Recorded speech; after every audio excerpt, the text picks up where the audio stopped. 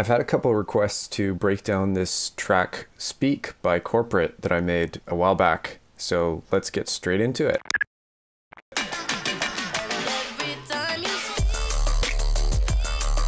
This was a track that I kind of wrote and had a general idea of what I wanted.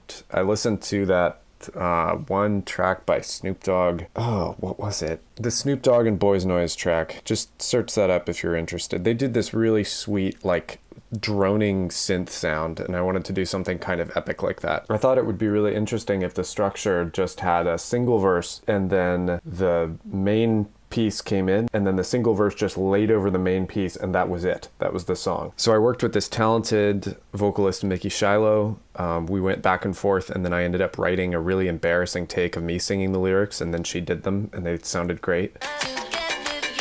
I took her vocals and just laid in an effect track where I took parts of them and did little effects to them. Most of that was just little delays, reverbs. There's a phaser here that goes kind of behind the head. Honestly, the majority of the work that I put into this track was right during the drop.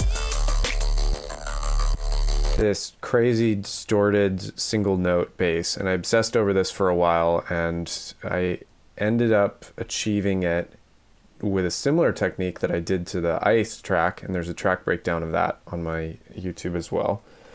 I recorded my voice making a single note. I'll just stick this into a new track so you can hear it.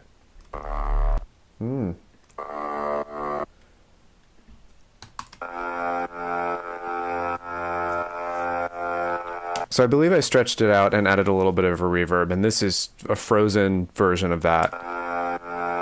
So then it was just pitching it down, and then I boosted the highs using both a multi-band compressor and just super compressing the high end and an EQ. And then there's this delay, no, not a delay, there's a phaser that drops down during the measure. And it's just pitched down, that's it. What's happening is it's distorting with just a solid bass note. I grouped both of these together and I pushed them through a saturator. The bass caused the voice to kind of cut out just a little bit. This is very similar to what happens in my redef, how I made redef tutorial.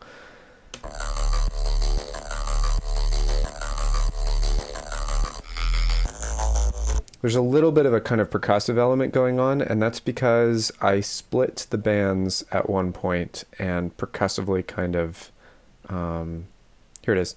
I split the bands between high, medium, and mid and low, and then added a little bit of an audio pan to each so that it causes it to kind of go do do do do do do do. So all of that and the vocals are forced through a sidechain compressor from the drums, and that is added as an audio effect rack, and that's because this is a previous version of Ableton. The way I'd probably do this now is put all of the instruments into one giant group and give that the effects. The drums aren't super special. If you would like to try to recreate them, you could using an 808 snare, and then there's a little bit of a clap sound and a rim that gives that, or you could just download my drum sample pack, which I'll link in the description. That has every single drum that I have ever made for all songs, Corporate and Pedestrian Tactics. So these drums are in there and just about everything else. The cool thing about this song is it's basically those two elements for most of it. There's a break.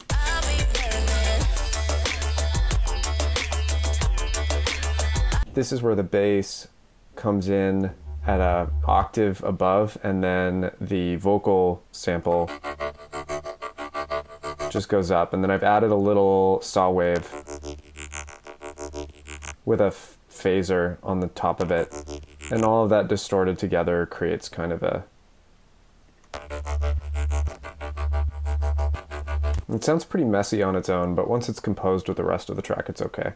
The vocals have, I spent a bunch of time on this, and I actually don't remember using this filter delay. Typically I'd use Ableton's new Echo, because it does some incredible work with being able to adjust echo times. So you can take the echo and start it at a very short interval. So it goes, I'll be burning, and then stretch it out as it's going. And you can get some really cool artifacts with that. Apparently I decided to do that with this filter delay here, but that's what creates this sort of I'll be burning. I'll be burning. I'll be burning. You'll notice at the bottom of this track it says media files are missing, and that's just because this was made so long ago. So I've the convolution reverb isn't correctly hooked up to the click, that sound. it's just dry, but you get the idea. This sample actually is really cheap of me. It's in the beginning of the track as well. That was just a sample I picked up, sort of a synthesized didgeridoo thing, and I just threw it in there, and then during the break I just stretch it out half time.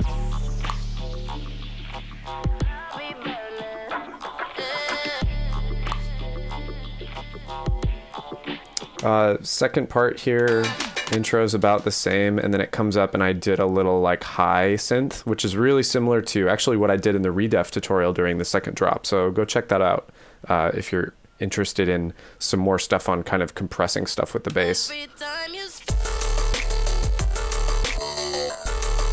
Where did I put that? Except you'll notice it's not actually in the group that's being distorted together. I decided to make this kind of clip with the bass by using a sidechain gate. And this is kind of a weird technique. I wanted it to duck at the times that the bass waveform was going up. So if I go to the bass, this is basically a sine wave, but then I created this other chain that I called gate follow and set it to a saw wave so that this would kind of peak up at the very beginning of the waveform and then drop back down. Then I went to this this high synth that we have and stuck a gate here and basically turned the attack, hold, and return all the way down, and then toyed with the release a little bit and set that side chain to the bass, right? And the gate follow chain pre-effects on the bass. So now when the bass saw wave is peaking up, then that's the only time that this this high synth can play.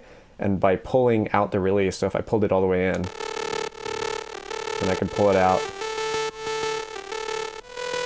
It's a similar effect that you get when you distort something with something else, but it allows you to keep that signal totally clean, so it's not kind of messed up with everything else. So that's Speak. It was a relatively simple track, actually, with just a little bit of obsession over that bass and the echoing of Mickey Shiloh's vocals. If you're interested in some more track breakdowns, I created a pack that you can buy on the Producer Dojo website, which I'll link in the description, of every track on the Nerds Trying to Dance EP.